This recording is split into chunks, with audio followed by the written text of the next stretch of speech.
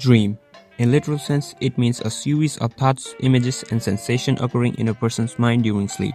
But it's so much more than that. It could be a strong desire to have something or a strong feeling to become something. And the strange thing about dreams is that not all dreams come true. A dream doesn't come true when you either let go of it or give up on it, or due to situation and circumstances that you're in, breaks you and you don't pursue it anymore. And when that happens, it becomes a broken dream. So I have gathered some of my friends here to talk about our broken dreams. Meet them. They are Chuck, Tyler, Variant. So we would be going through 3 questions. 1. What was your dream? 2nd. Why you picked that certain thing to be your dream? 3rd. Why did you give up on it? Well, all clear? So Chuck, you go first. Okay, so what I wanted to become was, well, it's almost every child's first dream. It was to become an astronaut. And regarding why I picked it to be my dream, you see, as a kid, whenever I looked into the sky, it all used to look so big, mesmerizing and beautiful that I always had this deep desire to go up there, be in between clouds, visit the outer space and experience the zero gravity and look the view of Earth while floating in space. I was so fascinated by space and had this deep hunger for it that I used to watch this show Cosmos with Neil deGrasse Tyson in it and many other shows that told the tale of the universe. And while watching or listening about space and the universe, there never was a moment, like even a mere second, where I felt bored of it. And when I learned you could have a profession which can fulfill your dream of going to space, child me was like, this is it, that's what I want to become. But it was all my childlike innocence who wanted to do things he was genuinely interested in.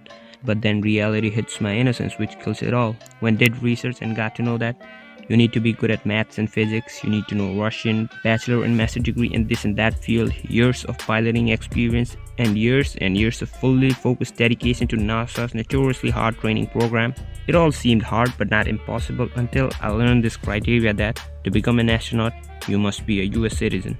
But hey, child me was just so passionate about it that I was okay with everything, thinking if Chris Hadfield could do it without being an American, then I can too.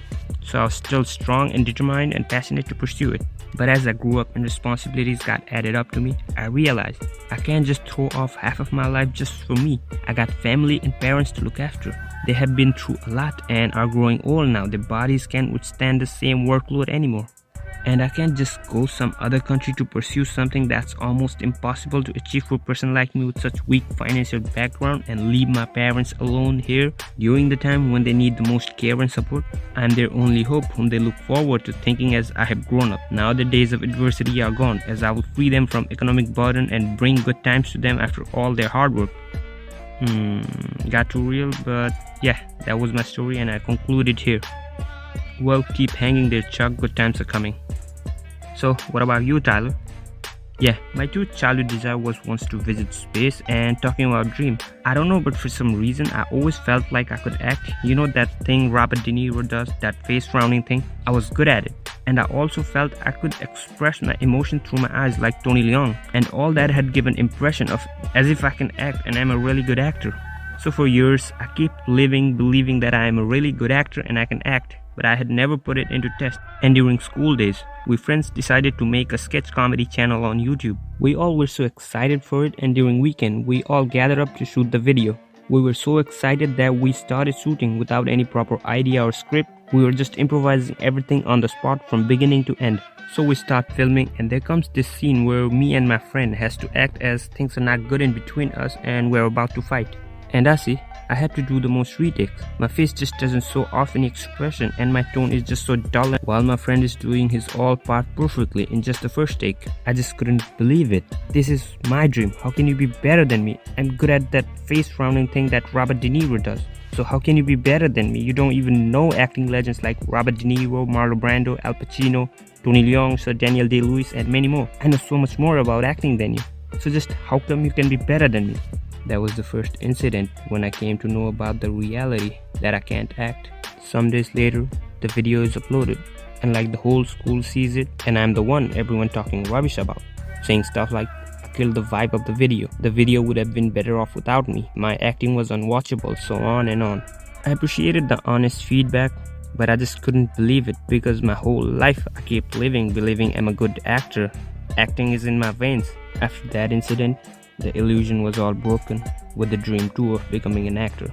I mean, I sure could have taken it all as a motivation and worked double harder on my craft and bounced back to prove all those people wrong. And it's not like I didn't try. I really like the Robert De Niro's character from the movie Taxi Driver. So as an acting practice, I used to do his impression, but instead of sounding like Travis, I rather ended up sounding like actor from Japanese Death Note live action, who was acting like a retard and claiming it to be L. Still, I tried and tried and tried many different things and ways to improve my craft. But as they say, a man must know when to give up, because not everything is meant for everybody. Well, Tyler, I would like to add something. You said a man must know when to give up, but remember that when is never. Just because you're bad at something doesn't mean you should give up on it. And we hope and pray your love for acting gets revived and you achieve your dream. Okay then, Variant, what about you? Well, I too had such superficial dream while I was young, and while in the process of growing up, stuff here and there happened, and I realized the fine line between something that's possible for a person like me to achieve and something that's not. Because if you think about it, one of the major reasons behind why Chuck and Tyler's dream didn't come true has to do a lot with the place we're all from. As we're all from a third world country, life is pretty hard for to achieve even the simplest thing here. And it played a huge role in Chuck's life on why he couldn't achieve his dream. The illusion Chuck was living with, saying if his idol Chris Hadfield could do it, then he can too. But the fact Chris Hadfield could do it but Chuck can't, it's because Chris Hadfield was born in Canada, such a developed country. While Chuck and I are from this third world country, Chuck was already set far behind from his goal from the very beginning just because he was born here. Because the country we're from nor has any space agency like NASA, nor it allows dual citizenship which Canada does, and many other facilities which Canada has but our country doesn't, which made it possible for Chris Hadfield to join and work in NASA as an astronaut. But there is no chance for stuff to be easy or even on the same level of Chris Hadfield for Chuck, because as already said, he was born here in a third world country. And talking about Tyler, the film industry of here is so backward and compared to those of that developed countries, and just the industry is so small, the actor isn't even a stable profession, because like every movie this industry makes just goes in loss. People here just don't want to watch domestic movies.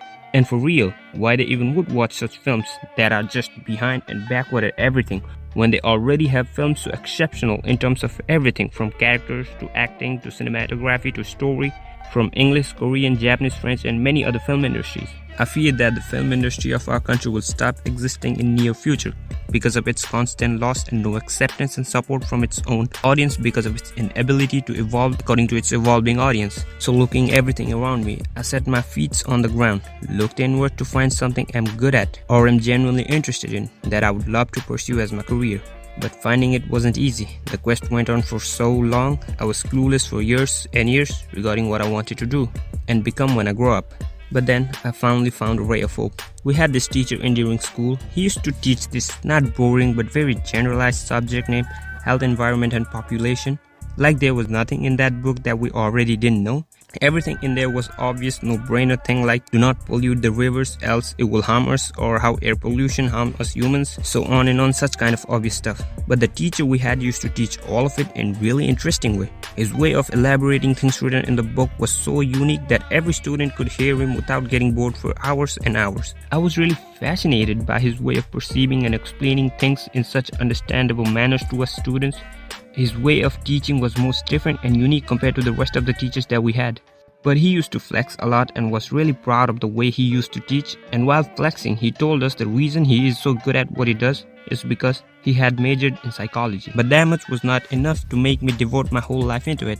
So likewise, time goes by, I grew up without any aim or future goal in life, and seeing my friends already having their goals set up and pursuing it with their whole heart, while I'm here still being clueless about my future, made me feel this anxiety and insecurity about my future, which got me into self-help books. And through them, I got to know many authors who had fascinated me with their perception of life and their knowledge of human behavior and problem-solving skills.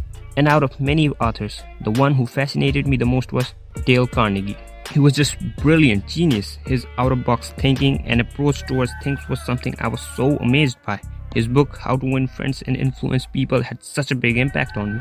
And slowly, I got introduced to more and more of such philosophical concepts and ways of life like Stoicism, Nihilism, Taoism, Maoism, Jainism, and many more, and philosophical personalities like Socrates, Plato, Seneca, Marcus Aurelius, Sun Tzu, Aristotle, Lao Tzu, and when coming to modern society, psychologists like Jordan Peterson, I was just so into it and really enjoyed every bit of those things. My heart had devoted itself into learning philosophy, psychology, human nature and behavior, but my mind was not on the same boat as my heart.